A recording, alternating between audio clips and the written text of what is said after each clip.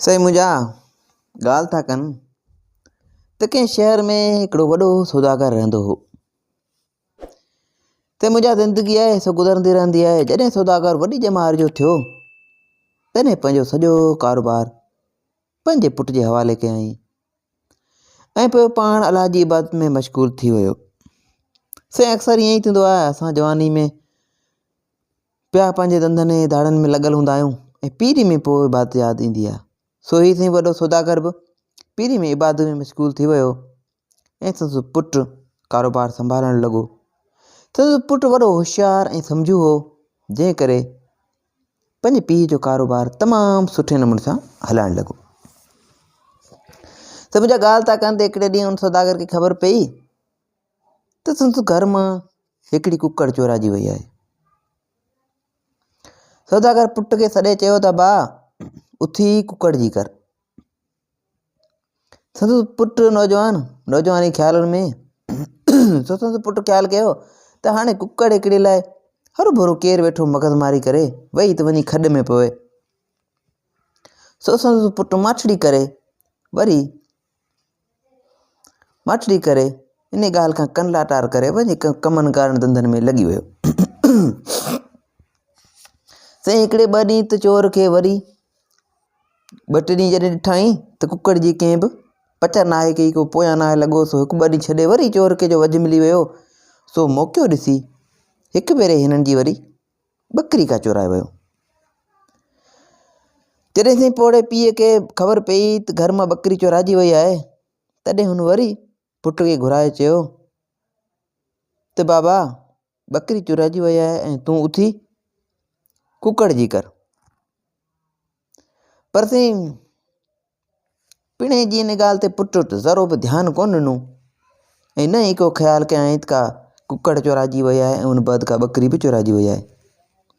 सोचाई त ॿकरी वई त छा थियो, केरु पियो अजायूं हलाखियूं करे।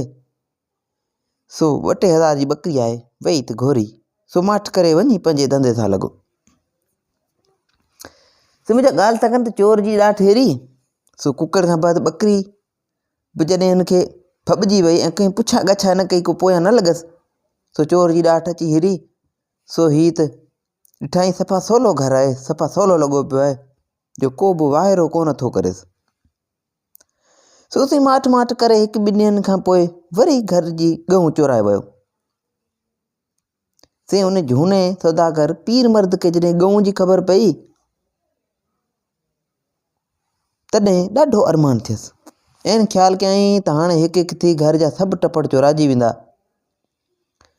सो ॾाढो पशेमान बि थियो।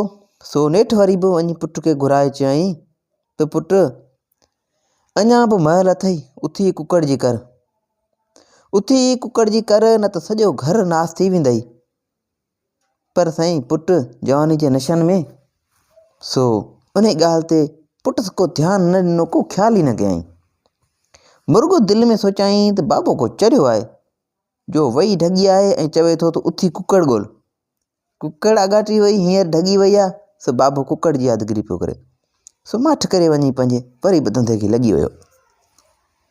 से वॾे सौदागर जो पुटु हो, सो हुनजा धंधा वॾा, सौदा वॾा।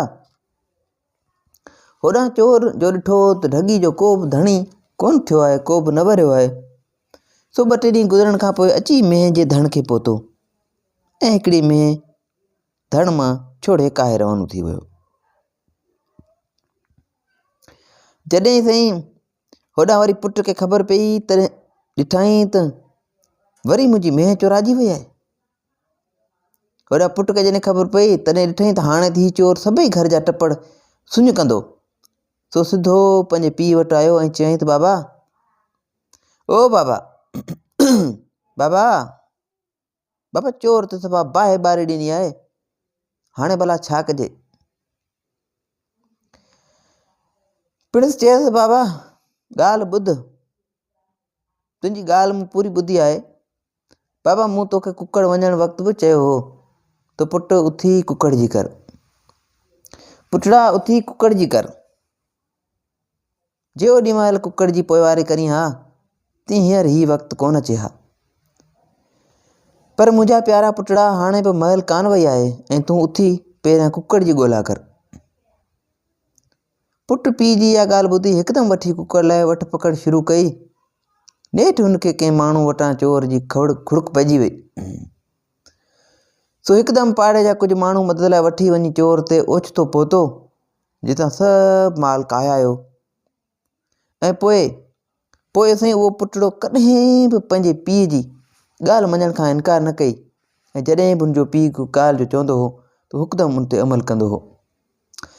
से मुंहिंजा उमेदु आहे त हिन कहाणी जो मक़सदु तव्हांखे सम्झ में अची वियो हूंदो त पंहिंजे वॾनि जूं ॻाल्हियुनि ते अमल कजे, वॾनि जी ॻाल्हियुनि खे कॾहिं बि नज़रअंदाज़ न कजे।